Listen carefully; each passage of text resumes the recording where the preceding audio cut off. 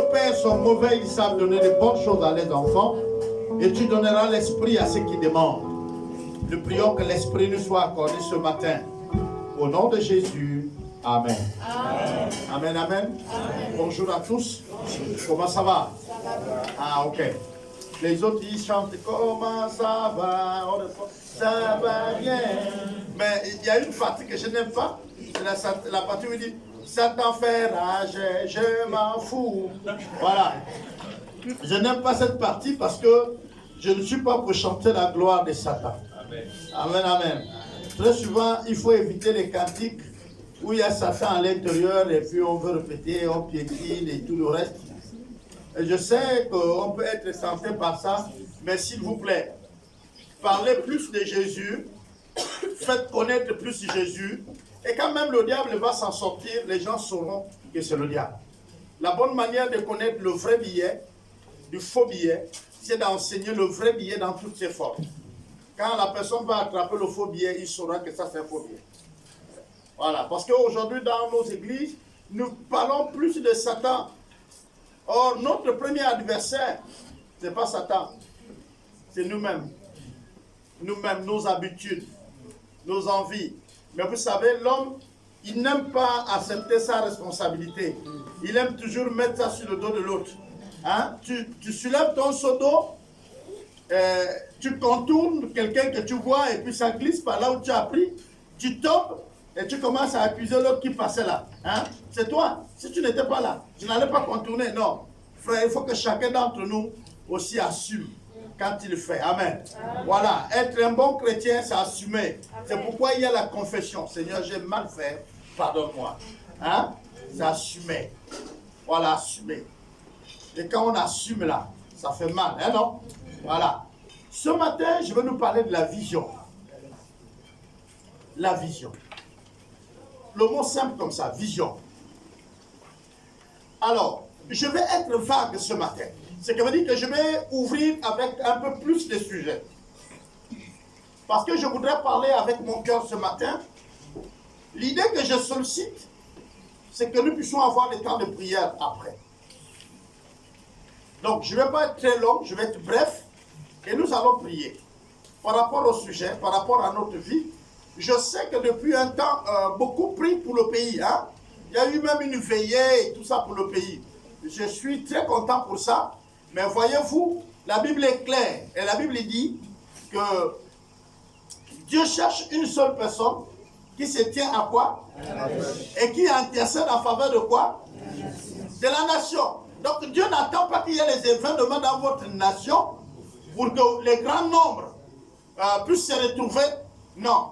Dieu veut que là où tu es, dans ta maison, si tu penses que tu portes le gabon dans ton cœur, là dans ton silence, tu appelles à Dieu et il te répond dans le silence. Dieu ne veut même pas qu'on sache que c'est toi qui as prié. Ça va être très souvent, je parle de la vision, mais laissez-moi ouvrir une parenthèse.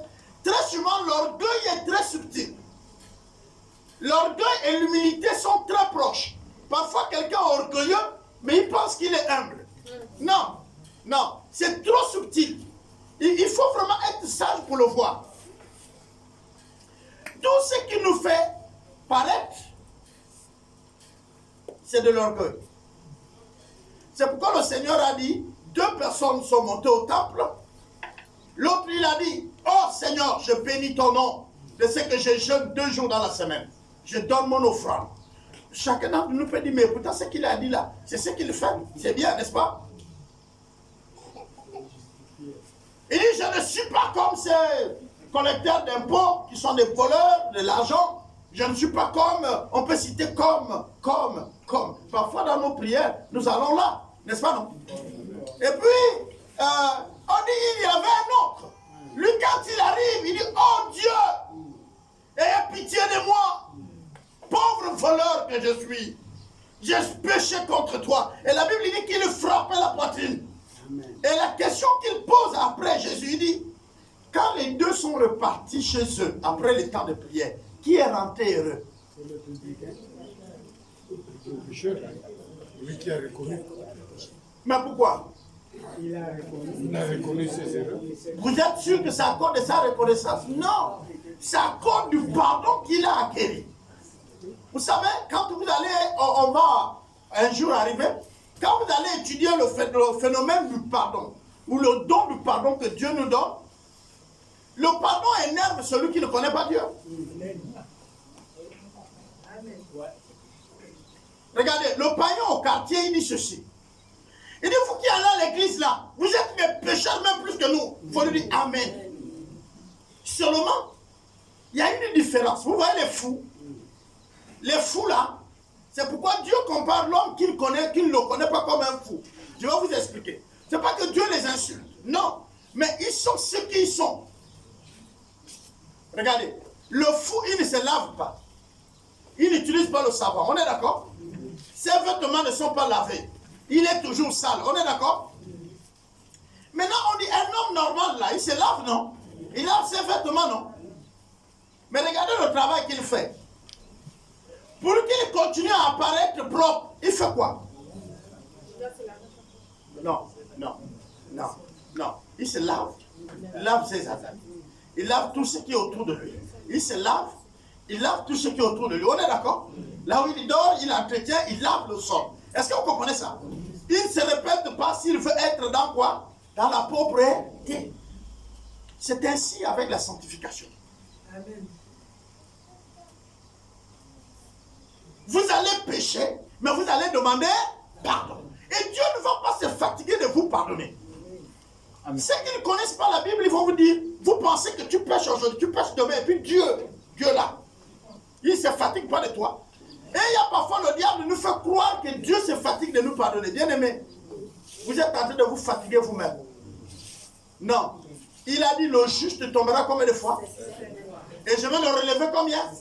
Alors, quand on étudie le chiffre 7, c'est la totale. C'est la plénitude.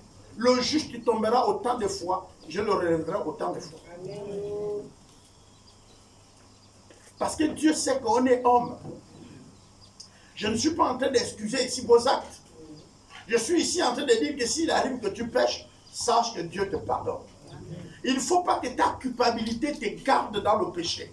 Il ne faut pas que tu te dises, je ne mérite plus. Non, c'est du savon, lave-toi.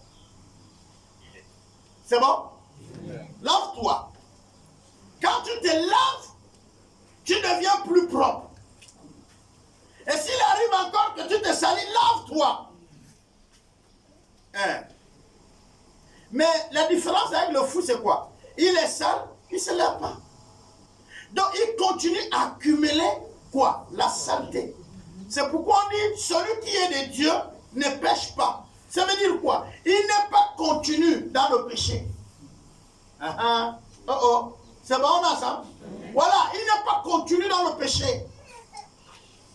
Pourquoi? Mais parce que s'il tombe, il se relève. Vous êtes déjà grands, vous êtes des adultes. Je vais parler aux adultes ce matin. Je vous pose une question. Vous marchez maintenant sur vos pieds, non? Vous avez déjà la technique de marcher, non? Alors, celui qui n'est jamais tombé, depuis qu'il est devenu adulte et qu'il lève ses mains. Mais vous voyez, la différence, c'est que tu t'es levé. La preuve que tu t'es levé, c'est que tu es dans cette salle, tu n'es pas là où tu étais tombé. Est-ce que vous comprenez? Or, ici, demeurer dans le péché veut dire rester dans le péché. Ne pas chercher à te relever et te nettoyer. Parfois, on pense que notre vie spirituelle est autre chose que notre vie physique. Non. Quand tu es en Christ, tu appartiens à lui totalement. Et il faut regarder que désormais, quand tu vis là, c'est ça la vie chrétienne. Ta vie chrétienne, c'est ce que tu vis là. Ne cherche pas à être un autre spirituel. Ne cherche pas à être... Non. Vis simplement selon les principes que Dieu te demande de vivre. Amen. Amen. Nous parlons donc de la vision. Et il est aussi important de comprendre. C'est quoi la vision? Si on va dans le mot vision, on va dire c'est la capacité de percevoir. Donc de voir. Hein, non? Alors, on peut voir avec nos yeux physiques. Ce qui veut dire que tu as une bonne vision. Pour la plupart, vous voyez, ces derniers temps, tout le monde aborde les lunettes. C'est pour avoir une bonne vue. Hein? C'est bien. Mais est-ce que c'est aussi l'état de notre esprit? Est-ce que nous arrivons à voir dans notre fort intérieur? Et cette fois-ci, quand je vais aborder la vision, je voudrais qu'on comprenne capacité de voir non seulement physiquement, mais spirituellement. C'est pourquoi un jour, quand Jésus s'est mis à parler, vous savez qu'il y a des jours que je parle comme ça, je ne vous donne pas de références. Parce que les références, c'est nous les hommes qui avons écrit ça pour nous retrouver. Et si vous êtes des lecteurs de la Bible, soit vous reconnaissez l'histoire, soit vous connaissez le passage. Et un jour, Jésus était en train de parler. Et il a dit, 2 aveugles ne peuvent pas se conduire. Sinon, les 2 vont tomber où? Dans le ravin. Mais il parlait de quel aveugle qui conduit un autre. Il a pris l'image d'un aveugle que nous connaissons. Quelqu'un qui a un problème de vue, n'est-ce pas? Maintenant, essayons de réfléchir aujourd'hui entre nous. Je ne vais pas parler de l'église internationale. Je vais venir sur notre église nationale. Chez nous, au Gabon, nous avons aujourd'hui plein d'églises que la plupart d'entre nous abordent, y vont. Je ne dis pas que la nôtre est la meilleure. Parce que c'est toi qui vas en juger. Et c'est Dieu qui, en réalité, en est responsable. Alors je pose la question. J'étais choqué. Et je pourrais vous faire parvenir certains audios de une de mes communications avec une personne qui suit Jésus. Entre guillemets. Alors, vous tous, vous avez déjà suivi cette formation-là, ou cette connaissance, que ce soit sur les médias ou par quelqu'un d'autre. Je vais poser la question comme ça. Si tu te reconnais, tu lèves juste la main. Qui a un ange gardien? Un ange gardien. Qui a un ange qui nous garde? Vous connaissez même si vous ne voulez pas lever la main. Beaucoup d'entre... Non, ce n'est pas tout le monde. Si c'est toi, tu lèves la main pour toi. Ce n'est pas tout le monde. Je ne suis pas en train de parler à tout le monde. Non. Je suis en train de parler à toi. Si tu sais que tu as un ange gardien, tu lèves la main et tu dis, moi j'ai un ange gardien.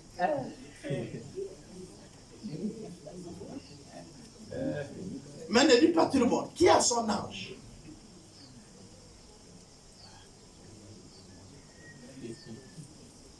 Ok.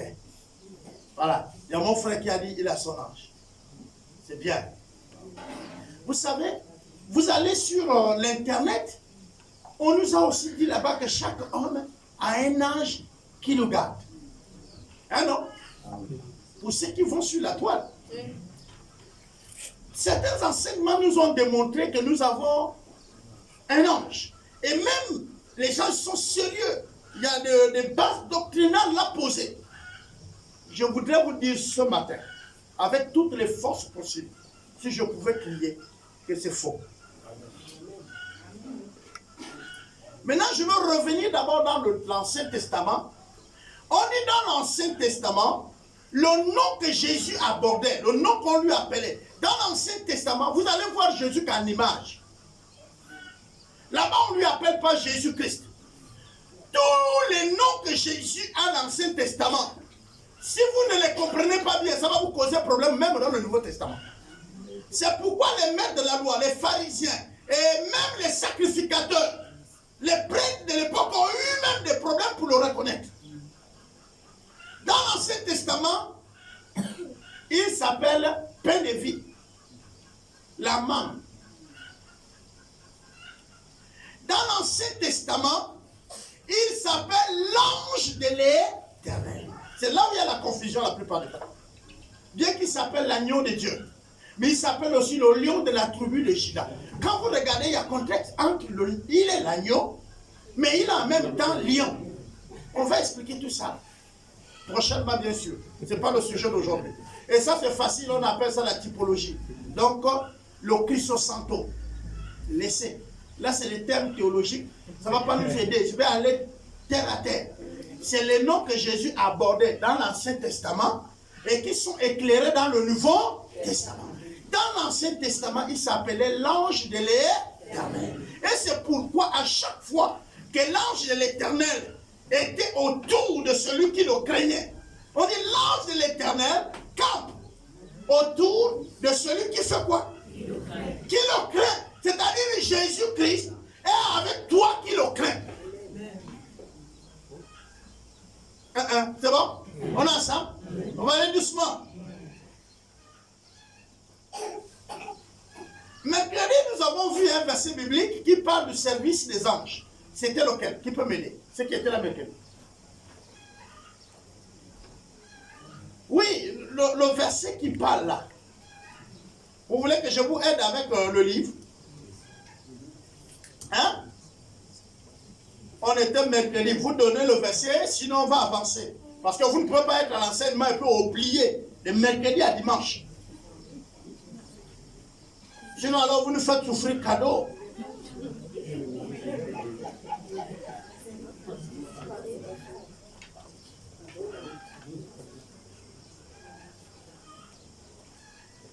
Trouvez vos notes.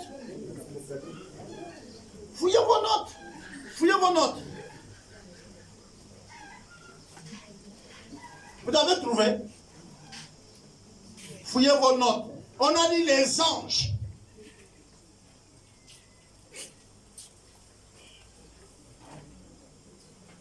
Sont des êtres spirituels. Et ils sont au service de Dieu. Donnez-moi le passage biblique. Ok. On va vérifier. Hébreu quoi? 1,14. Allons-y là-bas. L'ancien nous a donné le verset. Vous ne voulez pas fouiller? Hébreu 1,14. Hébreu 1, le verset 14. Frère, lis le verset. Ne sont-ils pas tous des esprits au service de Dieu, envoyés pour exercer un ministère en faveur de ceux qui doivent hériter du salut? Amen, amen. Ne sont-ils quoi? Pas au service de Dieu. Ne sont-ils pas des esprits au service de Dieu, envoyés pour exercer un ministère auprès de qui? Donc aux élus. On est d'accord? Les anges ne sont pas à votre service. Regardez le verset. Les anges sont au service de qui? Ils sont au service de... Quand on dit tu es au service de quelqu'un, c'est que tu fais quoi? Hein, non? Bon, maintenant, vous avez eu votre ange là où? Il est à votre service comment? L'ange est au service de Dieu. Mais Dieu peut l'envoyer vers vous pour accomplir une tâche. Dieu peut l'envoyer vers vous pour vous garder. Je suis allé assister à un mariage où à la fin, le pasteur qui devait bénir le couple m'a invité. Et au moment où nous commençons à prier, le responsable dit, j'invoque maintenant les anges après la bénédiction. Il invoque les anges pour venir garder le couple. Alors, on ne vous dira jamais, vous êtes en train de commencer une œuvre avec Satan. Mais méfiez-vous quand il y a ange.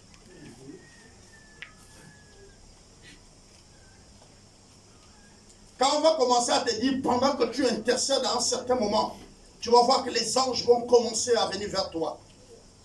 Mon frère, ma soeur, recule, il est encore temps. Parce qu'en réalité, depuis longtemps, vous avez les anges avec vous depuis que vous servez Dieu. Je vais expliquer. Il dit, certains d'entre vous en ont reçu les anges sans pour autant les connaître. Est-ce que vous savez? Ok. Lève-toi. Ok. Les anges sont des messagers, sont des serviteurs de Dieu, n'est-ce pas, non? Il envoie vers nous pour accomplir une tâche. On est d'accord? S'il te plaît, Ken, viens t'asseoir ici tout près de papa.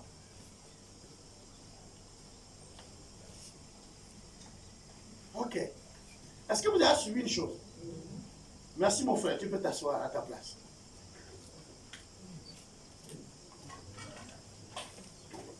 Il s'est déplacé sur l'ordre de qui?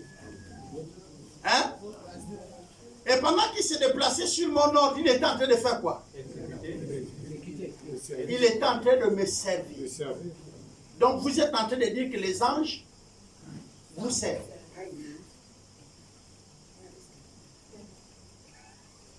Sur votre commandement. Parce que le soir, quand vous priez, vous osez dire aux anges de venir. Donc vous commandez aux anges. Voilà les choses comme ça qui sont enseignées aujourd'hui. Nous prions Dieu le Père par le lien de Christ. Et lui, il nous exauce. Lui qui sait ce qui va se passer. On dit qu'il a envoyé un ange bénir un de ses serviteurs. Seulement l'ange était coincé parce qu'il y avait le combat et que la prière, l'exaucement de la prière n'était pas arrivé à qui était destiné. Vous connaissez l'histoire, non? Oui. C'est l'histoire de qui? Daniel. Daniel prie Dieu. Dieu bénit Daniel. Dieu envoie la réponse. Et il envoie ça avec qui? Donc, autant que vous êtes sur la terre en train de servir, il y a chacun de vous a son ange. Hein? Donc Dieu là-bas n'a plus rien. Ou il est en train de renouveler d'autres. Hein? Dieu là-bas, il fait de nouveaux anges. Et il vous envoie chacun. Dès que tu te convertis, tu as l'ange. Ah non? Maintenant, une question simple. Entre Dieu en toi et l'ange, tu préfères que qui te garde? Non, il faut qu'on soit clair. Mais la Bible dit quoi dans le livre de Jean? L'ange est étranger à ton corps. L'ange est un être à part à tes côtés. On est d'accord? Mais il dit à tous ceux qui l'ont reçu. Nous sommes dans le livre de quoi? Déjà, au chapitre 1, quand Dieu plante le décor, après qu'il parle de il est la parole, il est lui-même au commencement, il dit et la parole fut quoi? Chair. Et cette parole est venue habiter parmi nous. Ceux qui l'ont reçu, qu'est-ce que la parole a fait? Amen. Il a donné leur pouvoir. Prenez vos actes de naissance, lisez. Quand on déclare l'enfant dit de la puissance ou du pouvoir de, et on cite le nom du Père et de la Mère. Amen. Vous n'avez pas vu ça dans vos actes de naissance? Amen. Donc, vous pensez que ceux qui écrivent là, ils vont voir ailleurs? Tu es né de la puissance de un Père, ensuite Mère. Et on dit, il a donné le pouvoir. C'est la puissance, la capacité de faire, pouvoir. Amen. Il donne le pouvoir de faire quoi? Et le pouvoir qui t'a transformé, afin que tu sois né dans le royaume de Dieu. Ok. Si tu es né de Dieu, tu es quoi? Dieu. C'est un chien qui est une bête. Mais au monde son enfant. L'enfant là s'appelle chiot en français. Hein non? Mais en un mot, l'enfant là est quoi? C'est pas chien. C'est pas parce qu'on l'a appelé chiot. C'est un chien. L'enfant du chien, c'est un chien. C'est parce que les blancs veulent nous compliquer le français. Amen. L'enfant du mouton, c'est un mouton. C'est tout. L'enfant d'un arbre, c'est quoi? Ok. Quand votre père vous a mis au monde, vous là, vous êtes quoi? Pas humain? Est-ce que ce n'est pas parce que votre père est humain? Si vous êtes sur la terre des humains, c'est parce que celui qui vous a mis au monde est humain, non? Amen. Sincèrement, si nous on était une bête, on ne serait pas en vie. À moins qu'on soit chien. Pour être avec son maître. Si on est un buffle, on serait loin des humains. Si on est un sanglier, on serait en brousse. Et la raison qui dit que nous étions des singes, on ne serait pas en vie. On serait en brousse. Les gorilles ne vivent pas en vie. Les gorilles, c'est la bouffe. Celui qui vous dit que c'est votre cousin, là, il vous trompe, c'est la nourriture. Et mon père me disait, on ne blague pas avec la nourriture. On ne blague pas avec la nourriture. Tu vois, tu manges. Ce n'est pas un cousin. Ce n'est pas un parent. Il faut que les choses soient claires. Ma fille à la maison, on a notre poulet, on avait pris nos poules. Et puis il est là, oh papa, animal de compagnie. J'ai dit quoi? Ça c'est la viande. Ça c'est pas animal de compagnie, mon enfant. Ça c'est le poulet. On le mange. Le coq là. Mais tu vas voir. Elle va à l'école. Nous-mêmes on dribble le coq direct. Est-ce que vous comprenez? Tomate et tout. Quand elle revient de cours, on la serre, elle mange, tout elle demande. Mais le coq là, papa, j'ai dit, mais c'est lui. C'est lui qui est là, que tu viens de finir là. Ah, j'ai oui. Animal de compagnie. Quelle compagnie? Le poisson, animal de compagnie. Il t'accompagne où le poisson? Mange-le. Bien aimé, les blancs vous prennent par la tête. Depuis quand un homme va être ami du poisson? Moi, je mange le poisson. On m'a pas dit de faire l'amitié avec les poissons. Dieu ne me jugera pas parce que je n'ai pas eu les amis poissons. Ah non. Il m'a aime ton prochain. Donc pour vous, le sanglier est mon prochain. La gazelle, c'est mon prochain. Non. Allons-y doucement. Alors, nous sommes nés humains, mais nous devenons spirituels. Parce que quand nous acceptons Christ, il y a un phénomène qui est spirituel. Il nous fait naître dans sa famille. Amen. Et quand il nous fait naître dans sa famille, nous avons la nature de Dieu. Et ça fait de nous des dieux.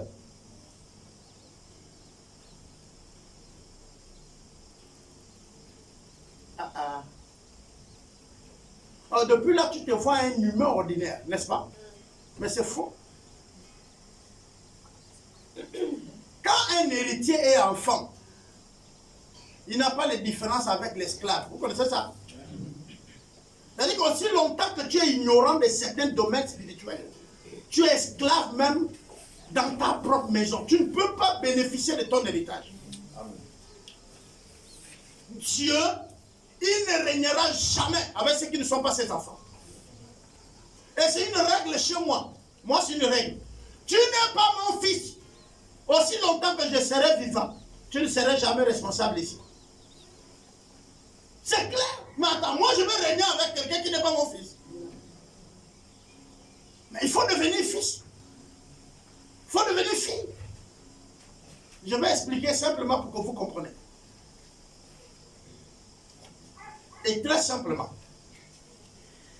Dans toutes les nations du monde, vous allez voir, nous avons acclamé Obama, le premier président noir. Ah non, mais il faut ajouter américain. Pas nord-africain. Nord-américain aux États-Unis. Il est devenu président. Les Africains ont crié en oubliant qu'il était américain. Il n'était pas africain. Et jusque-là, il est américain. Non, il est américain. Là, il n'y a pas de double. Quand tu es double, tu ne peux pas être président. C'est si tu renonces. Maintenant, si nous partons avec le français, vous allez me dire, frère, on peut devenir un fils adoptif, n'est-ce pas, non? Et là, j'ai risqué de dire acclamer pour vous-même, parce que vous êtes les fils d'adoption de Christ. Vous avez vos pères qui vous ont mis au monde, vos mamans, mais vous êtes les enfants par adoption d'Israël. Vous êtes les fils d'adoption d'Abraham. Quand on parle de la descendance d'Abraham, qui seront aussi nombreux, vous êtes les Israélites étant au Gabon. C'est ce qui vous a conféré ce qu'on appelle la nation, la divinité de Dieu. Dieu habite en vous. Mais comment Dieu habite en vous? J'aimerais vous dire qu'aujourd'hui, je parle bien sûr de la vision, comprenez bien. Nos papas, nos aînés nous surprenaient. Quand j'allais toujours dans les villages prêcher l'évangile, et surtout dans les villages téqués, je n'étais pas reconnu de ce que je suis, mais j'étais toujours distingué, reconnu, connu par mon père ou par ma mère. Je vais vous expliquer. J'arrivais dans un village, je me mets à prêcher. Quand on regarde, c'est un gars costaud, gros, on dit il n'est pas téqué, mais la voix là, la voix qui parle là, La voix là, c'est pour Ngandu Lobi. C'est mon père. Il y a les gens qui comprennent, disent, ça on dirait le fils de X. À cause de la voix. Est-ce que vous comprenez? Il y a d'autres, quand ils arrivent, ils regardent les traits. Tu ne t'es pas encore présenté, dis, ça c'est l'enfant de terre. Ta façon de marcher, ta façon. Mais comment toi seul, tu ressembles à ta mère, tu ressembles à ton père. Et même parfois à ton grand-père, toi la même personne. Je suis allé dans un village. La dernière femme de mon grand-père vivait encore. Parce que mon grand-père en avait 10. C'était un grand chef. Et la dernière vivait. J'étais là la dernière année de sa vie. Elle était devenue aveugle. Elle ne sortait pas. Et elle était dans la maison. Mon grand-père, il avait plusieurs noms. On lui appelait Ngara, on lui appelait Kafoui, on lui appelait aussi Ontaï. Alors, pendant que je prêchais pour la première fois dans le village de mon grand-père, et que tout le monde sont contents parce qu'ils ont vu un orateur, une vieille maman, qui était la femme de mon grand-père, reconnaît la voix de mon grand-père en moi qui prêche. Je suis en train de prêcher vers le marché. Elle est dans la maison, donc elle est dans la cité. Elle comprend la voix. Elle dit à sa fille et à un de nos frères, donc mon frère, un aîné, l'enfant à sa fille. Il dit ceci. Il dit, ça c'est votre grand-père qui parle. Ça c'est un gars-là qui prêche l'évangile. La voix là, c'est la voix de mon mari. Amenez-moi là-bas. Beaucoup d'entre vous sont peut-être choqués, mais puisque vous ne faites plus les tours au village. Et vous ne restez pas avec les grands-parents. Vous êtes surpris de ce que je dis. Mais je vous dis, même derrière un mur, les hommes âgés vont vous reconnaître par votre voix. Ils vont dire c'est la voix de ta mère ou ton père. Faites l'expérience, ils vous diront. Jésus passe, Bartimée aveugle. Il demande à la foule, il dit c'est qui? On lui dit c'est Jésus qui passe. Vous comprenez bien le nom, il dit c'est Jésus. Il appelle Jésus, Jésus. Jésus avance, le gars dit non. Si je continue avec Jésus, ça ne marche pas. Fils de David. Là, ce n'est pas tout le monde qui le reconnaît par son grand-père. Et là, Jésus s'arrête. Lui, là, il me connaît. Hey, est-ce que vous comprenez ça? Parfois, vous passez dans un village, on t'appelle par le nom de ton grand-père ou ta grand-mère, mais comme tu ne connais pas ça, tu continues à passer. Mais celui qui va vous appeler par le nom de votre grand-père ou de grand-mère a une petite partie de votre histoire familiale qui peut te raconter. Arrête-toi un moment. Il dit, fils de David, aie pitié de moi. Jésus dit, il y a quelqu'un qui m'a appelé. Je sais qu'il y avait beaucoup qui criaient. Mais il y a une voix qui sort de l'ordinaire. Il connaît mon grand-père. Et s'il connaît mon grand-père, c'est qu'il connaît mon histoire. C'est qu'il peut connaître là où je viens. On est ensemble? C'est bon? Capacité de percevoir, de voir, même dans la nuit, vision. La grande question que j'aimerais vous poser, qui voit pour sa vie?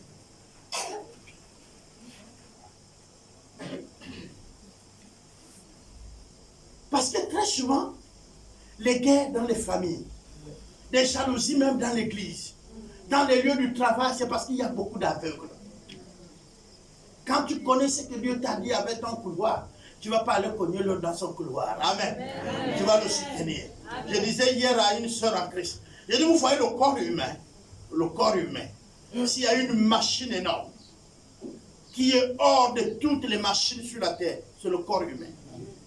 Et rien qu'à l'œil, il y a toute une vie. Il y a plein de choses qui vivent dans l'œil. Il y a les nerfs, il y a plein, il y a même les petites veines qui amènent le sang là-bas. Donc il y a toute une vie dans l'œil. Mais l'œil est connecté au corps. Le support qui soutient l'œil là, il y a toute une vie. Et avec lui, on parlait de la bouche, qui a plein de muscles. mais qui a aussi des appareils. La bouche a des appareils. Quand vous mangez, c'est lui qui te fait connaître le goût. Est-ce que vous comprenez? La bouche aussi peut te faire remonter l'odeur. C'est des dispositions que le Seigneur a mis là. Des dispositifs là. Il a posé ça. Ça te fait, oh, tu manges. Mais vous savez que la plupart d'entre nous ne mangent pas. On avale vite.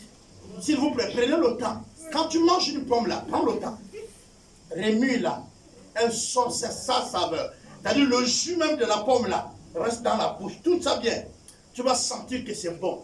Et il dégage, tu vas respirer l'odeur par les narines, n'est-ce pas?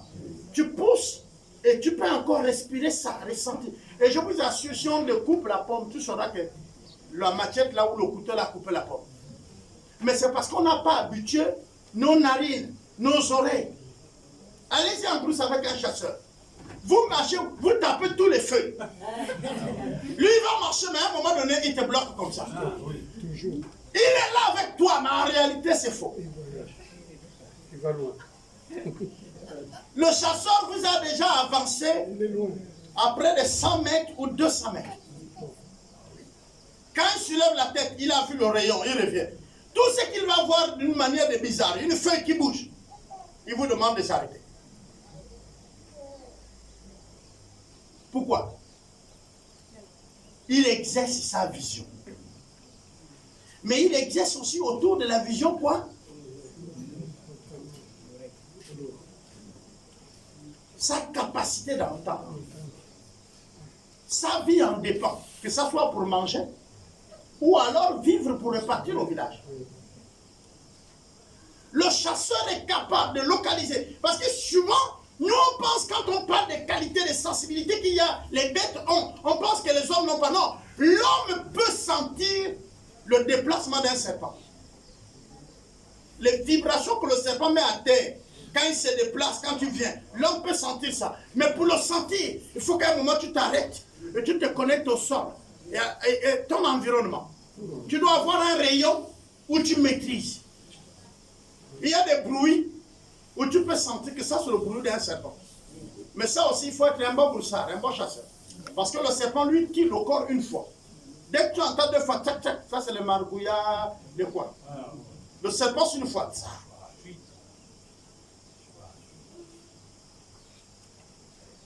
Je suis en train de parler de la vision.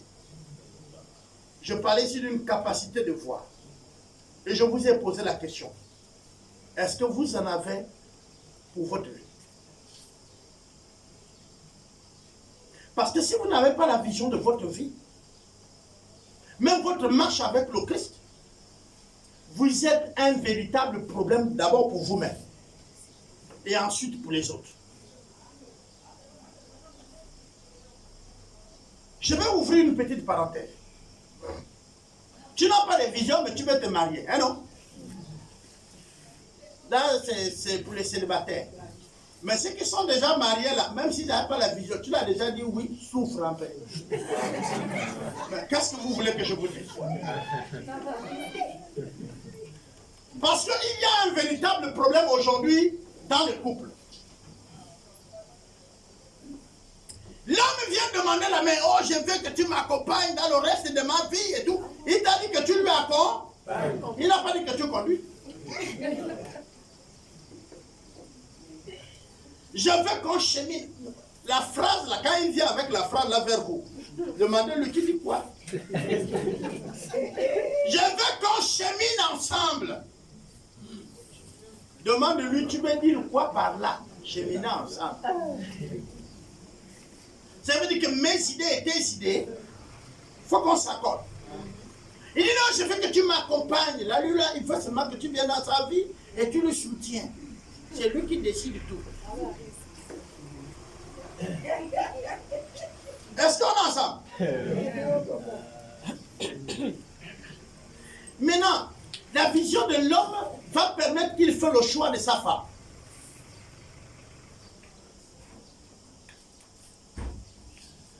Et quand il choisit la femme que lui, il a su remettre dans sa vision, et que sa femme se joint à lui, la femme devient un véritable support pour lui. Parce qu'il sait que sans la femme là, il ne va pas atteindre la vision. Mais s'il ne connaît pas, il va même s'attaquer à la personne qui lui soutient dans la vision. Vous savez que parfois on tue les supports de la vision. Votre femme n'est pas votre ennemi. Je vais parler aux mamans au village. Pour que papa puisse régler les problèmes au hangar, il faut qu'il a mangé. Quel problème tu vas traiter quand le ventre parle?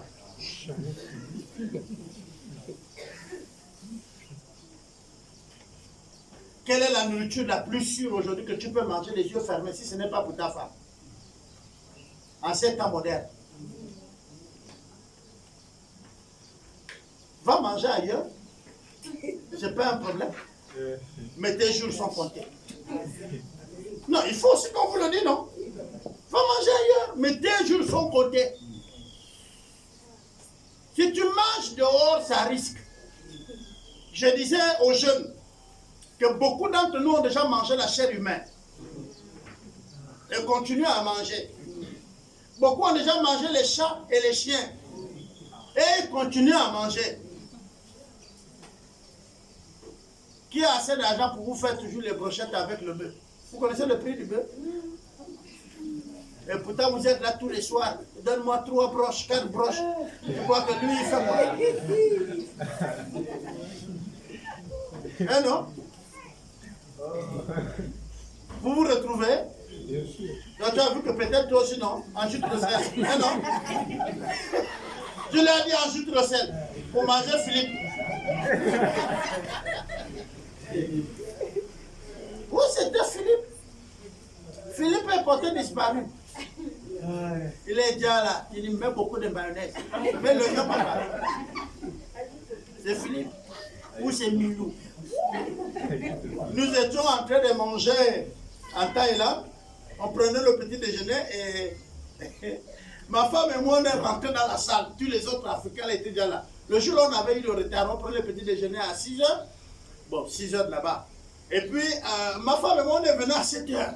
Oh, les autres, ils sont déjà loin. Je dis, bon, je vais voir s'ils peuvent me dépasser. Je dis, les amis, vous mangez quoi? Ils disent, non, nous, on a pris la viande, on a pris... Ah! Bon, écoutez bien, je ne parle pas bien l'anglais. Je suis allé vers le Chinois le Thaïlandais qui gère le restaurant. Je dis, is dog? Bon, je sais qu'il mange les chiens. Il me dit, oh yes, dog eats good. Tous les frères noirs qui étaient là, chacun est venu là nous le montrer le diable. Et on a commencé à rire. Et puis je les ai dit, mais je vous ai eu. Parce que vous avez commencé à manger depuis. Et moi j'étais en retard. Bon, après je me suis servi. Mais je me dis, authentique le reste des jours là. Personne ne touche la viande. Peut-être un jour avant, ma femme et moi avons voulu marcher dans la ville entre notre hôtel, parce qu'on était logés au même endroit, et on marche un peu, et on trouve qu'il y avait des costauds chiens là, qu'on a brûlé, on a gratté la peau bien, on a fendu bien.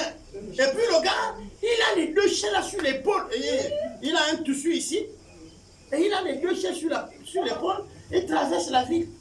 Ah! J'ai dit à maman, Alice, voilà Milou.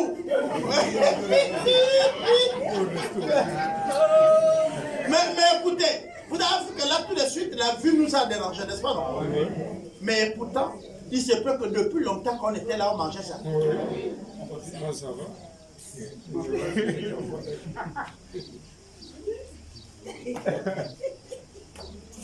Alors,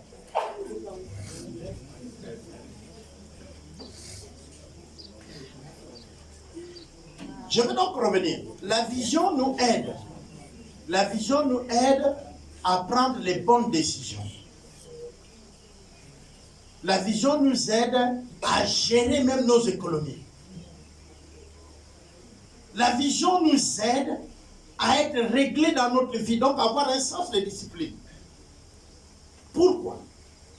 Prenons le cas d'un jeune homme qui veut devenir médecin. quand il va se renseigner, on lui dit qu'il a 7 ans d'études de médecine. On est d'accord? À partir de la première année, quand il aurait eu son bac. Mais quand vous regardez bien, l'école primaire, il a eu combien d'années? 7. Hein? Secondaire, combien? 7.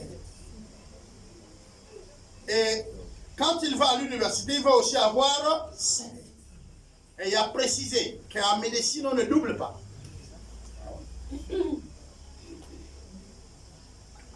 Tu as doublé à l'école primaire 3 fois. Tu es allé au secondaire, tu as doublé 2 fois.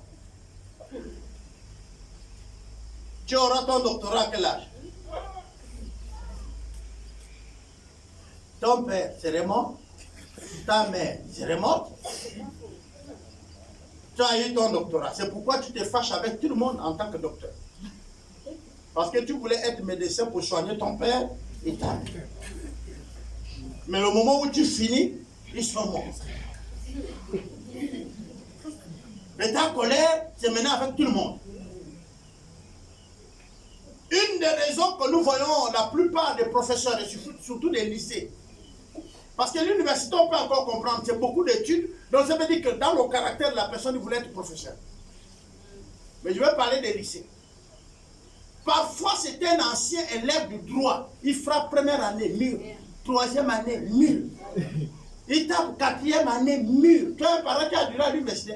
Mon frère, il change seulement les séries là-bas. C'est pas qu'il a admis. Il change de série. Il frappe là, dur. Il frappe ici, dur. Il frappe là. Il comprend concours de professeur. Il dit, je suis dedans. 2 jours après, quand il vient, il écrit sa leçon. Tu dis, monsieur, il dit, si tu ne veux pas, tu laisses. Il est professeur malgré lui. Alors, qu'est-ce qu'on appelle un raté? Un raté n'est pas celui qui coupe les asperges. Un raté n'est pas un maçon. Un raté n'est pas celui qui coupe l'herbe. Pourquoi? Parce que ce qu'on devient, c'est par rapport à sa vision. Si moi, je veux devenir maçon, je n'ai pas besoin d'aller à l'université. J'apprends en classe de 3e, je sais lire mon maître, mon niveau. Je reste avec celui qui monte les briques. Je suis maçon. Est-ce qu'on est content? Et je suis content d'être maçon. Et j'ai reçu dans ma vie. Je vais être menuisier, c'est pareil. Je vais être plombier, c'est pareil. Mais moi, je vais être pilote. Et puis, je n'arrive pas. Je finis par être, par exemple, juge.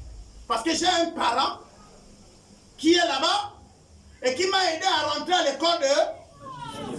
Désormais, je suis juge. Je suis là par accident. Amen. Est-ce que vous comprenez? Voilà un raté. Raté, c'est quand tu n'atteins pas l'objectif que tu t'es. C'est pourquoi je parlais de la vision. Et je dis souvent à mes enfants, la vision est la capacité de vivre son futur étant dans le présent. C'est ce qui permet que tu vis. C'est même ce qui permet que Dieu s'associe avec toi pour que tu vis. Je pose souvent la question, je dis Seigneur, accorde-moi encore une année. Tu sais à quoi pour que Dieu t'accorde ça? Tu ne sais pas pour... Attends, tu veux une année pourquoi? Dieu te pose la question, tu veux l'année prochaine pourquoi? Réponds-nous. Il te la pose pour sa maison, pour le monde que nous voyons, les païens de quoi? Toi, tu fais une année de plus, pourquoi? Est-ce que tu peux répondre à Dieu ce matin? Seigneur, c'est pour vivre. Mais vivre, c'est quoi? Tu penses que tu vis? Vous ne savez pas le mot survivre? Il y a des gens qui sont vivants, mais ils luttent. Et sa mère. Quand tu vois quelqu'un passer avec son carton de cotisse, tu dis, fais les malins. Parce que tu n'as pas. Tu convoites les cotises de l'autre. Il a construit sa maison au quartier, tu dis que lui là aussi c'est propre qui. Il va montrer que ça c'est la maison, mais oui c'est la maison par rapport à pour toi. Et tu dis à Dieu que tu veux vivre. je veux reprendre encore pour que vous compreniez. On ne peut pas être enviant. On ne peut pas envier les autres. Envieux. En train d'envier les gens d'autrui quand on a une vision. Quand on sait pourquoi on dit. On ne peut pas envier l'autre. Parce que quand c'est que tu sais là, tu vis bien. Amen. Amen. Vous savez, moi je peux manger. On était un groupe de frères à l'école communale B de Franceville. Il y avait des Pounou, il y avait les Ndjébi, Nyeteke, un groupe de frères, classe CE1. Nous avons fait le même CE1. Si d'autres sont admis pour le CE2 et que les autres n'étaient pas admis, nous on gardait la classe. Il faut que nous tous soyons pas. Oui. Et Dieu va faire en sorte qu'on avait une maîtresse, elle est décédée, c'est la maîtresse Mchono Thérèse. Elle aussi, elle s'est calée avec nous. Donc quand nous on a admis, il reste un de notre groupe, elle rachète. Elle vient avec nous au CE2. Ah oui. Et puis ensuite, quand on est là pour aller au CM1, c'est tout le monde, hein. La maîtresse, elle, l'année prochaine, elle doit tout faire pour enseigner la classe. Là. Je vais vous expliquer pourquoi. Elle avait de la joie pour être avec nous. Nous étions un groupe de près de 15 personnes, hommes comme femmes. Et nous sommes aujourd'hui sur la plateforme Communal B, l'ancien élève. On se soutient quand l'autre est malade, jusque là. Il y a certains bureaux où quand vous arrivez là, vous avez dit on a fait la commune, papa Albert est passé. Mais c'est mon collègue. Quand tu fais la queue, moi je m'assois avec lui au bureau. J'ai un des collègues qui est un des patrons d'une banque. Et à Libreville, j'ai accompagné un papa, un pasteur qui m'a dit accompagne-moi. Je l'ai accompagné. Et quand je l'ai accompagné là-bas, il y a eu une chose. On devait retirer de l'argent. Et pendant que nous étions en train de vouloir retirer de l'argent, il y avait la foule. Je ne vais pas vous citer la banque, bien sûr, à Libreville. Et puis le collègue sort du bureau. C'était le patron, le DG. Il crie Albert, il tape pas comme à l'école là. Et puis on fait les mêmes trucs de l'école. Non seulement le pasteur, mais c'est gars qui travaillent avec lui. On fait les mêmes trucs là parce que nous quand on se tape à la main, après on contourne les autres comme ça. Et nous étions en train de faire ça là dans la cour. Et puis qu'est-ce que le monsieur va faire? Il me dit viens au bureau, viens au bureau. On rentre au bureau. Et là dans le bureau, il me dit c'est pourquoi. Je dis non, je suis venu avec mon père et tout. J'avais un pasteur que j'accompagnais. Il dit mais fais on dit, il prend le papier. On voulait sortir de l'argent. On n'était pas sûr que ce soit parce qu'on était venu vraiment dans l'après-midi vers les 15h. Et puis il a dit bon, c'est bon. Lui-même il est sorti, il a dans tel bureau, il a pris la signature et tout. Il a dit bon, allez-y en caisse, on va vous payer. Et puis j'ai dit au frère, mon papa qui était à côté, papa me va en caisse. Je suis resté avec lui, on a bavardé. C'est même l'autre qui est venu dire j'ai déjà pris l'argent. Je lui ai dit bon, au revoir et on est parti. Un jour, un autre a intervenu. Je voyage de Libreville pour Franceville, mais il n'y a pas de place en train, saturé. Je demande même VIP, on dit il n'y a pas. Je suis debout. Il a la RESA, pour ceux qui connaissent la RESA, c'est ceux qui contrôlent le train depuis Libreville jusqu'ici et d'ici pour Libreville. Il est un des agents là-bas, il contrôle. Et lui, il vient, je ne sais pas quelle raison, et puis il me voit. Albert, comment tout ça crie là? Mais tu fais quoi? J'ai dit, j'ai 20 billets VIP là, mais rien. Parce qu'on m'a dit, deuxième classe, rien, première, rien. Il dit, oh, VIP, oh. Il prend les billets, ouais, les billets qu'on remplit à main là. Il met comme ça, pas. Il dit, mais l'argent, il dit, non, je paie. Voilà moi un VIP, wow. Non, mais c'est justement ça. Il faut me comprendre ce que je dis. Et je reviens encore en disant ceci. Réussir, c'est d'arriver là où tu veux y arriver. Échouer, c'est de ne pas atteindre ce que tu t'es fixé comme objectif. Il y a une vision. Je vais vous citer une de mes visions. Dans le domaine du christianisme, j'avais dit à Dieu, Seigneur, quand je vais arriver à 40 ans, je dois compter des millions dans mon chiffre d'affaires. Mais les millions là, Seigneur, ce n'est pas de l'argent que je vais avoir dans mes comptes. Je veux même que mes comptes soient zéro. Mais mon investissement par rapport à soutenir ton œuvre, je dois avoir des millions. Et quand je vais arriver à 50, à 55 ans, Seigneur, je dois compter des milliards parce que je dois envoyer les missionnaires de partout, dans le monde entier, à partir de ma maison. Pas seulement l'église. C'est que veut dire que si l'église envoie ce qui soutient, moi je dois être capable d'avoir de l'argent à moi, avec ma femme. Est-ce que vous comprenez? Pour dire parmi les 10 pasteurs qu'on envoie là, moi je soutiens 3 ou 4, ou par mois je paye. L'argent est de moi, je mets dans l'église. Et l'église paye ces personnes. Amen. Amen. Est-ce que vous me comprenez? Et pendant que j'étais en train de construire cette vision-là et discuter avec ma femme et tout, et qu'on rentre d'accord, nous nous sommes inspirés d'un couple où la femme vient à peine de mourir il y a de cela quelques années, qui ont envoyé les missionnaires américains au Gabon, et qui, eux, ils soutenaient, c'était un couple multimilliardaire au niveau des États-Unis, qui soutenait 2 couples missionnaires qui sont venus au Gabon. Et donc, nous avons eu la grâce de côtoyer. Et ils n'étaient pas payés par l'église directe. C'était les revenus des champs. Ils avaient des champs chez eux aux États-Unis. Ils faisaient de l'agriculture. Mais là, à l'intérieur, ils ont dit, de tous nos revenus, on doit enlever 2 salaires de serviteurs de Dieu qui vont servir dans le monde entier. Et ils le faisaient. Par mois, ils payaient ses pasteurs. Jusqu'à ce que la maman là est morte parce que son mari est mort avant elle. Et c'est de là que je vais être inspiré. Pour dire, mais si le Seigneur me donne de l'argent, c'est pour faire quoi? Si ce n'est pas pour son œuvre, je fais quoi avec ça? S'il m'habille, s'il me permet de manger, alors l'argent qu'il me donne, je fais quoi? Alors j'ai commencé à concevoir avec Dieu. Je suis à quelque part de 50 ans. Quelque part. Bientôt. Reste virgule. Dès que j'arrive à cette phase, je vais commencer déjà à voir qui soutenir ou envoyer où. Si vous me demandez, mais Papa Albert, est-ce que tu as conçu le mécanisme pour y arriver à avoir de l'argent? Ben oui.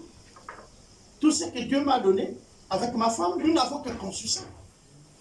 Nous n'avons que créé pour soutenir l'œuvre, même après nous. Nous avons dit, nos héritiers ont le droit de partager à 50% notre héritage pour continuer à servir la mission. Sinon, il n'est pas notre... Celui qui n'obéit pas à ça n'est pas notre héritier. Les principes sont simples. Maintenant, allez fouiller ma vie. Quand je regarde donc mon parcours, là où je viens, je dois m'arrêter pour dire Dieu, à toi la gloire. Je ne sais pas si vous comprenez. Vous vous écrivez votre histoire comme avec Dieu.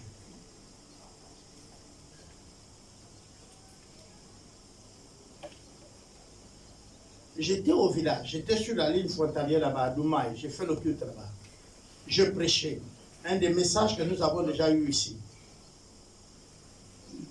Dieu a un souvenir.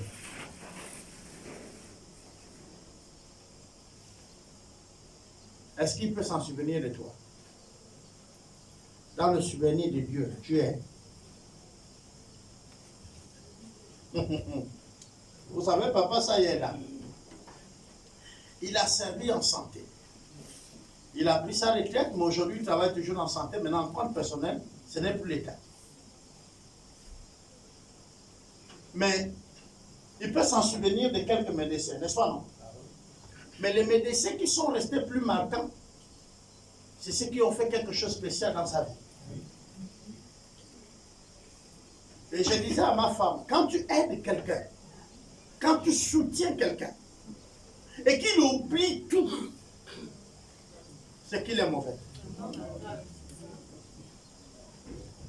Parce qu'à un moment donné, même si on veut faire quoi, on peut s'arrêter à cause d'une seule chose que quelqu'un a fait. Ah, il a quand même fait ça. Tu t'arrêtes. On est ensemble, non? Est-ce que le Seigneur, dans son souvenir, pendant qu'il veut décider de faire quelque chose pour toi, peut se rappeler de toi? Tu as fait quoi au Seigneur? Tu as fait quoi pour le Seigneur? Que tu es sûr que dans son souvenir, il peut se rappeler de toi. Je parlais un jour du roi Osias, que Dieu a envoyé le prophète Samuel lui dire qu'il doit mourir. Mais lui, il a prié. Mais lui, dans son palais, il a dit au Seigneur, lui-même, il a dit, Seigneur, il faut te rappeler de moi. Fouille bien dans ton mémoire, Seigneur. Je sais que tu es Dieu. Tu te rappelles que quand je venais, roi, il n'y avait plus de culte pour toi ici. Moi, j'ai rétabli le culte. Vous savez, ça veut dire ça. Seigneur, à cause de l'argent de mon travail, actuellement, on ne me paye plus, je n'ai plus de salaire. Or, tu sais que c'est l'argent-là que je donne pour l'évangélisation. Tu sais ça? Que les âmes, on les prêche l'évangile à cause de moi. Tu peux dire ça à Dieu? Seigneur, souviens-toi de moi parce que tu sais que c'est mon argent qui a construit tel temple. Tu peux le dire ce matin. Tu veux vivre, non? Pourquoi Dieu te laissera vivre? Projetez-vous dans l'avenir. Faites des affaires avec Dieu.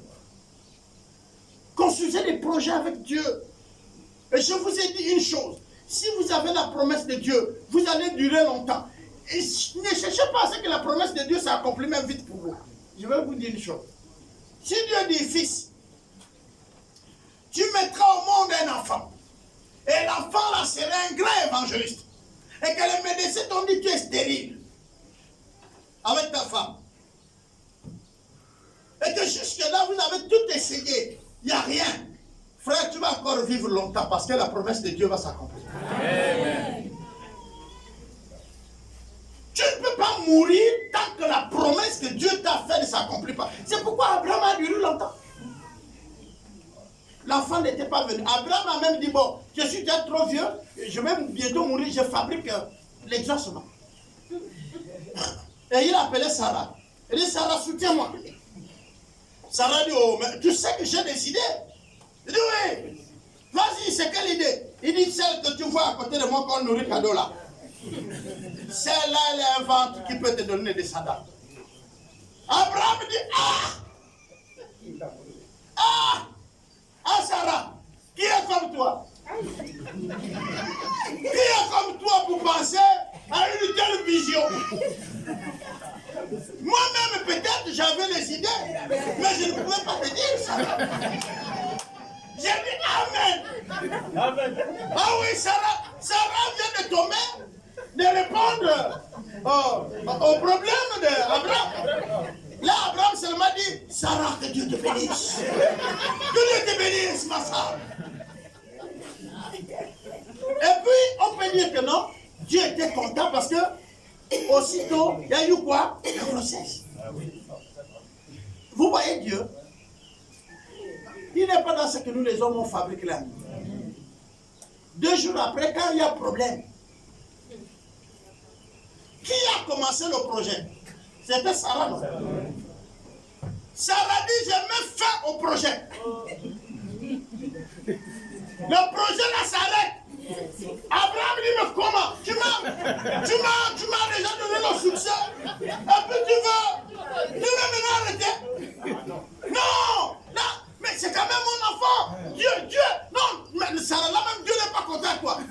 Dieu le soir il vient dire à Abraham, je suis du même côté que Sarah. Vous avez vu l'histoire, non? Dieu dit que je suis du même projet que Sarah. Sarah a commencé, Sarah vient d'arrêter et puis je suis ça. Le frère dit, oh! Bon, d'accord, malgré lui, d'accord. Il dit, chasse. Il dit, partez. Mais Isaac ne vient pas aussi aussitôt. Parce qu'après, l'enfant va encore revenir. Vous avez lu l'histoire, non? Quand un fouille avec l'enfant va encore revenir. Et puis on va mettre au monde maintenant la promesse. Et puis après, c'est les 2 enfants qui vont rentrer en conflit. Et puis boum, bon, le conflit est là, l'autre a l'épée, l'autre il a l'amour. Nous sommes là, non? Vous, c'est Dieu vous sert. Les autres, ils ont les paix. Ils ont les paix. Seulement, ils ont gardé une chose qu'Abraham avait et que nous, on n'a pas compris qu'Abraham avait. Abraham n'était pas grand pour rien. C'est parce qu'il faisait du commerce. Est-ce que vous savez ça? Abraham avait des brebis. Et il vendait. Les brebis, quand on dit le nombre de moutons, de chèvres, de bœufs qu'il avait, c'était pas pour qu'il les garde et puis les présente. Vous voyez, tout ça, c'est pour moi? Non. Il vendait ça. Pourquoi? Mais parce que dans l'Ancien Testament, Jésus était aussi marqué par le sacrifice. C'est-à-dire que le sacrifice de l'Ancien Testament, là, c'était Jésus. On tuait l'agneau, c'était Jésus. On sacrifiait ça sur l'autel. Et donc les autres, et même les serviteurs qui étaient même avec lui-même, avaient l'obligation même d'acheter pour offrir. Le culte tournait autour de ça, pour avoir le pardon des péchés. Vous savez qu'on élevait même les pigeons. Parce que pour présenter l'enfant au temple, tu devais aussi offrir les pigeons. Et c'est pourquoi vous allez voir la colombe qui était marquée aussi dans l'Ancien Testament par les pigeons. Elle descend en forme, on vous dit le Saint-Esprit descend sur Jésus en forme de quoi? Donc on voit l'unité du Saint-Esprit. Au fait, c'est pas que le Saint-Esprit et Jésus sont deux, non, ils sont un. Mais Jésus permet certaines choses pour que nous comprenions que lui aussi il est là. Ok. Jusque-là, vous avez des problèmes pour comprendre les trois en un. On comprend, non? Parce que vous-même, vous êtes trois en un, non? Vous avez l'esprit, vous avez l'âme et vous avez le corps. Est-ce que vous pouvez séparer un? Non. Voilà, le jour que vous tentez de séparer un, vous êtes fini. Les sorciers, la nuit, ils sortent et ils laissent le corps inactif sur le lit. Je connais une petite idée là-dessus. Je connais une petite idée. Parce qu'en faisant la délivrance, nous tous on connaît que le corps, on peut le vider de l'esprit. Tous ceux qui ont déjà fait la délivrance savent ça. Et c'est ça la délivrance. Quand on fait la délivrance, on sépare votre corps. Venez nous voir là pour prier tout de suite avec vous. Qu'est-ce que nous on va faire? Tout de suite, nous on vide votre esprit de vous. Votre corps et votre âme, il reste le corps seul. Et les esprits qui vous possèdent, qui vous embêtent là, on ne les sort pas du corps. On s'attaque à eux sans qu'eux ils attaquent votre esprit ou votre âme. Parce que quand on dit quelqu'un aliéné là, c'est que les esprits qui sont dans le corps alors ils commencent à manipuler votre esprit par les idées que vous donnez. Vous voyez quelqu'un marche devant, il freine, il tourne, il retourne là où il part. Est-ce que vous comprenez? Ça c'est l'esprit qui est en lui le perturbe. Oh là là, je suis en train d'ouvrir une autre parenthèse. Un homme peut être habité par plusieurs esprits ou un seul. Si c'est Dieu, c'est un seul esprit qui est en nous. Dieu, par le Saint-Esprit. Le Saint-Esprit ici veut dire l'esprit qui est saint. Oh, c'est bon? Ah, c'est ça. C'est un esprit, mais l'esprit là est saint. Maintenant, quand on dit démon là, démon, c'est un esprit, mais il n'est pas saint. C'est bon? Voilà. Lui, il peut te pousser à voler, à mentir, à tricher. Tous les voleurs ne sont pas possédés. Mais quand tu continues à voler, tu montes de gloire en gloire. Et puis bientôt, tu vas être possédé. Oui, on peut grimper dans le vol, comme on peut grimper dans le mensonge. Il y a des gars qui ne peuvent plus vous dire la vérité. Quand le gars a fait à lui, même à l'homme, à la femme, ils ne peuvent plus vous dire la vérité. Quand ils te mentent là, c'est ça la vérité. Il y en a plein, hein, même dans les quartiers. Des menteurs. Et les femmes, ils aiment ça. Tu vas trouver une femme qui refuse un mari bien pour un menteur. Il y en a au quartier. Hein. Et puis parfois on est là. Bon, j'ai un membre de frère, grand frère, il était directeur de Air Gabon sans travailler. Et un jour, il nous a amené une femme à la maison où on ne savait pas si on avait même un banc pour la faire asseoir une chaise. La femme, elle était tellement propre, belle. Une dame, non. Et elle cherchait à lui rencontrer le directeur de Air Gabon. Et le directeur de Air Gabon, là, il habite dans les bleds de Wendé. Et la dame, là, vient pour se renseigner. Je vais voir M. Ignace, directeur de Air Gabon. Même moi-même, le petit frère, je dis,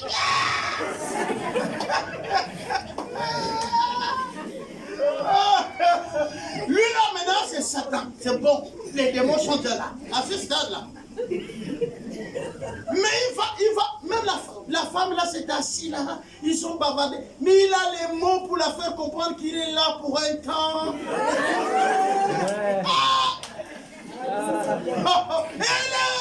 Elle oui, pour elle, c'est lui le directeur. Pendant que moi, le petit frère, tout le monde a dit je n'avais plus les mots. Mais c'est que si je parle aussi, on va me bastonner. Quand la femme là va partir, je regarde, va payer le juge, je cours. J'arrive, je parle même à mes amis en route. L'ouvrier, il a venu, il va me la payer le juge. Il y a les menteurs et menteurs. Mais moi, celui que je suis en train de vous parler, bon, il est décédé en prison. C'était un menteur. C'est mon grand frère, mon aîné, mais je vous dis c'était un menteur. Peut-être que vous n'avez pas encore connu les menteurs. Il y a les menteurs, ils vont vous faire vendre votre maison. Et tu vas lui donner l'argent. De toutes les façons, vous les avez dans vos églises. C'est pas, il te prêche là, il dit la bénédiction frotte là. C'est là sur toi. Tu fais seulement un geste, ça va t'envahir. Tu cours ouvrir le compte. Il y en a. Vous avez nous là, on peut vous faire ça. Mais nous on ne peut pas, on ne connaît pas ça. T'es bien aimé la bénédiction là. Elle flotte sur toi, elle tourne, elle cherche les portes d'entrée. Fais-la descendre, bien aimé. Toi aussi que je reçois, papa, je reçois. Mais tu reçois, tu es toujours pareil. Tu reçois quoi? La Bible dit que celui qui ne prend pas soin de sa maison est pire qu'un païen. Quand tu vides tout un compte, tu t'entends à la bénédiction de quel Dieu? Au contraire, à l'instant même, Dieu te punit. Tu as des enfants qui doivent aller à l'école. Tu cours, tu vides le compte. Et tes enfants ne peuvent plus aller à l'école. Tu pars emprunter. Et là, la Bible dit n'emprunter rien. Finalement, tu as fait quoi? Tu n'as rien fait. Tu as énervé Dieu. Et là même, les gens ne vont pas te prêter. Frère, Dieu nous donne la raison. Tu vas soutenir l'œuvre? Oui. J'ai 17 millions. Ok.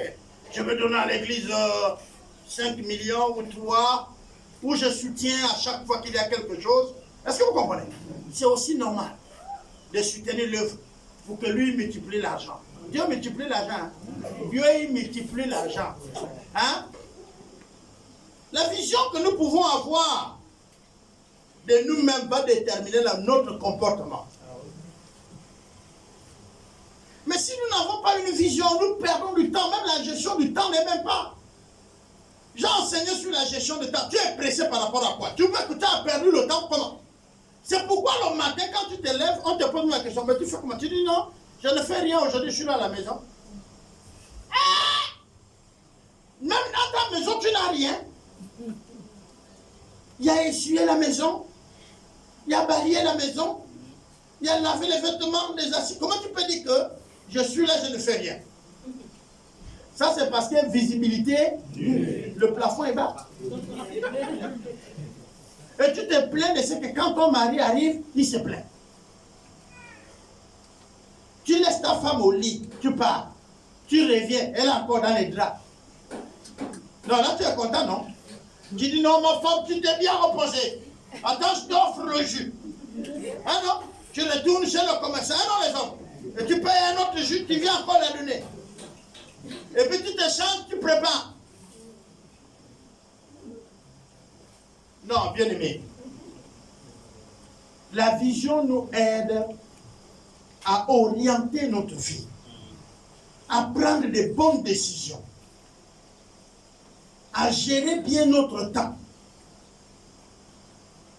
La vision nous aide même dans le choix de nos amis. Je sais qu'en Afrique, on a un respect que, on appelle ça respect, mais ce n'est pas un respect. Si quelqu'un vient vous proposer, demain amène-moi au champ, c'est un aîné. Hein. Demain tu m'accompagnes au champ, tu dis oui. Hein, tu dis non, c'est un grand, je ne peux pas lui dire non. Hein, non. Et puis, il y a un autre ami qui vient, un grand aussi, un papa qui t'appelle, qui te dit, demain tu veux m'aider, tu vas m'aider en maçonnerie ici. Tu lui dis aussi oui. Non, mais c'est ça l'Afrique. On dit oui à tous nos aînés. Et le matin, on fait comment? Or, si tu sais ce que tu dois faire demain, tu peux dire à tous ceux qui arrivent ce que tu dois faire demain, qui ne te donne pas la possibilité de leur donner ton accord pour les accompagner. Demain, viens me trouver, on va travailler, on va faire la maçonnerie. Non, je ne pourrais pas être parce qu'on se comprend. Alors, le pasteur Ray Holcomb me disait toujours, et c'est la vérité, on avait toujours, quand on campagne d'évangélisation, on dit aux frères, tout le monde dit oui, ils vont aller avec nous. Mais le lendemain, il n'y a personne. On lui pose la question, mais pourquoi tu n'es pas venu? Ah, mais je disais comme ça parce que le pasteur était là. Je ne pouvais pas quand même dire non. Ah! Mais maintenant tu as dit oui. Nous, on a fait le programme avec toi. Peut-être qu'on devait aller voir un autre, on a dit non, nous sommes déjà 3, ça va. Maintenant on vient, et il y avait les autres, quand vous venez même, il a fui au champ depuis 6 heures ou 7 heures. Il a fui. Vous connaissez sa maison, vous connaissez, il n'est plus. C'est quelqu'un d'autre qui vous dit, il est allé au champ. Ah! Mais comment il ne pouvait pas nous dire? Et puis c'est un jour, ce vieux américain va me dire, tu sais Albert, en Afrique on a un problème, on pense que c'est le respect. Oh, c'est pas le respect. Attention, quand ils te disent oui, ah ben c'est pas un oui, hein. Tu regardes son âge avec toi et le respect qu'il a pour toi. Tu sauras qu'il était en train de te dire non. Or, quand on a une bonne vision, c'est ce qu'on fait. Je vais terminer en disant, on a même une discipline dans la dépense. Quand je travaillais à la CETEG, pourquoi je me rappelle la CETEG? Parce qu'à la SCG, j'étais seul. J'avais un poste seul. Je n'ai pas eu trop les amis là-bas. Avec les chefs qui venaient me voir. J'étais au centre de traitement d'eau de Château d'eau de Mbaya. C'est là-bas. Et je mettais les produits. J'avais un chef qui me disait de mettre les produits et puis je mettais. Il y a une chaise là-bas, j'étais assis. Quand je suis fatigué, je sors, je tourne autour du château d'eau, je monte en haut. Donc, je n'avais pas de collègues. Mais à la CETEG, j'avais des collègues. Mais je vais vous dire, quand on nous payait, c'était le moment le plus chaud. Mais c'était là où on voyait qui savait qu'il faisait quoi et qui savait qu'il ne faisait pas quoi. Très souvent, ceux qui sont organisés, ceux qui sont réglés, les autres les traitent de maboules. Parce que lui, quand il prend son argent, il n'est pas chaud. Vous allez le voir se rétracter du groupe. Est-ce que vous comprenez? Mais les autres, quand ils finissent de prendre leur argent, ils sont excités. Hein? Même celui qui ne parlait pas là. Tu comprends? Quand ils sortent même du bureau, ils sortent de l'agence. Pour ceux qui connaissent cette terre, de l'autre côté, il y a les bars. Dès qu'on finit de le payer, on a payé à midi. Le travail finit à 15 h, ça c'est votre problème. Quand il prend son argent, le chef lui dit, mais tu sais, on va travailler. Il dit, chef, j'arrive, je prends un truc. C'est vite un goûter là, je reviens. Il ne va plus venir. Et c'est pas que le chef ne le voit pas, il est là au bar, même dehors. Il prend même, c'est même lui-même qui crie, le chef passe, il crie encore, chef! Non! Non! Vous voyez? Mais Mais vous allez remarquer que le lundi matin, parce que souvent, très souvent, les payes dans les privés, c'est les vendredis soirs. Et pour ceux qui travaillent les samedis, c'est samedi à midi. Lundi matin, le gars là va aller vers chez les collègues et dit, s'il te plaît, fais-moi 2000 là. Je vais te rendre la fin de mois. S'il te plaît. Pourquoi? Mais parce qu'il était très responsable le week-end. Très responsable. L'amour, il n'y avait pas d'eux. Dès que tu le croises au bar, c'est bon. Oh, ça c'est toi. Il dit, commande. Oui, mais pourquoi? Mais parce qu'il a un manque de vision. Je vais vous dire, si tu veux construire une maison, quelles sont les raisons que tu veux construire? Tu dis, j'ai une descendance. J'ai quand même un nom. Est-ce que vous comprenez? J'ai une responsabilité. Il faut que quand on vient chez moi, au moins quelqu'un a une place pour s'asseoir. Est-ce que vous comprenez ça? Ça va faire en sorte que quand tu as l'argent, tu vas dire, je peux manger avec ça. Je peux même me faire plaisir avec ça. Mais les 100 000 là, je prends quelques briques. Je ne sais pas si je comprends. Donc ça donne une discipline. Ta façon de gérer tes finances change. Est-ce une raison que Dieu te garde? Je dis encore, c'est une raison. Quand vous pensez à votre descendance, Dieu va vous laisser vivre. Il va vous laisser finir le projet là pour que la descendance bénéficie. Dieu, il est d'accord quand vous êtes en train d'investir pour vos enfants. Vous allez dire ce matin, mais qu'est-ce que... Le manque de vision, vous allez mourir vite. Pourquoi? Mais parce que même votre alimentation n'est pas gérée. Vous mangez tout ce qui se vend au marché. Quand tu sais que tu as des objectifs à terme, tu règles même... Attends, tous les jus qu'on propose, tu bois. Tu n'as pas un jus que tu ne bois pas. Et les chrétiens pensent que les jus ne tuent pas. Et pour eux, non, c'est l'alcool qui est dangereux. Qui vous a dit que le sucre ne tue pas? Il faut avoir une vision. Une vision par rapport à votre vie, votre marche avec Dieu. Vous souhaitez que je vous donne les versets bibliques et tout ça là? Non. Je ne vais pas vous les donner aujourd'hui. Je veux simplement que tu réfléchis avec ton cœur. Et que tu comprends que tu as besoin d'avoir une vision. Et tu peux prier Dieu pour dire, Seigneur, je veux avoir une vision pour ma vie, mais aussi pour ton œuvre. Ce ne serait pas séparé, vous allez voir. Et c'est la raison que tu vas vivre. Parfois, vous voyez des vieilles personnes. Je sais que chez nous en Afrique, quand quelqu'un vieillit là, il est déjà sorcier. Oui, je suis d'accord avec vous. Et je vais vous dire pourquoi. Parce que tout simplement, vous savez que vous n'allez pas arriver là. Pour vous, vous pensez que pour arriver là, c'est de la sorcellerie. Donc, vous savez que vous n'allez pas arriver. Quand vous n'êtes pas sorcier ou sorcière, vous n'allez pas arriver. Moi, j'admire les vieilles personnes. Il m'arrive de les observer, de les regarder. Ils n'ont rien fait, mais ils sont là.